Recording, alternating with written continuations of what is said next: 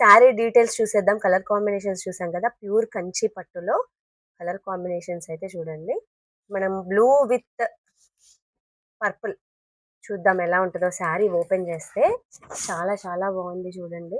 శారీ మొత్తం all over silver zari weaving అయితే వచ్చేసింది. పళ్ళు పార్ట్ అండి ఇది. పళ్ళు పార్ట్ చక్కగా కాంట్రాస్ట్ కలర్తో అయితే వచ్చేసింది. అండ్ నెక్స్ట్ వచ్చేసి బ్లౌజ్ పార్ట్ కట్టు చెంగు. ఇది కట్టు చెంగు బ్లౌజేనా. పళ్ళు పాటు వచ్చేపాటికి ఇలా రిచ్ గా వచ్చేసిందండి. చక్కగా సిల్వర్ వీవింగ్ వచ్చింది. శారీ మొత్తం చూసారా సిల్వర్ వీవింగ్. అండ్ బ్లౌజ్ వచ్చేసరికి మంచి టిష్యూ ప్లెయిన్ బ్లౌజ్ అన్నమాట.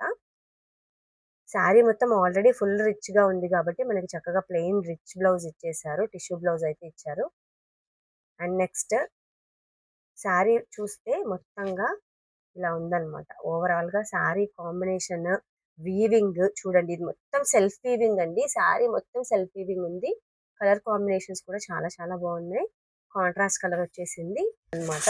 ఇది బార్డరే దీనికి హైలైట్ అండి. చక్కగా కట్ వర్క్ ఇలా టెంపుల్ బార్డర్ టైప్ లో ఇలా తిప్పారనమాట. చాలా బాగుంది. అన్ని శారీస్ కి కూడా సేమ్ బార్డర్. కలర్ కాంబినేషన్స్ అనేవి చేంజ్ అవుతూ ఉంటాయి అన్నమాట.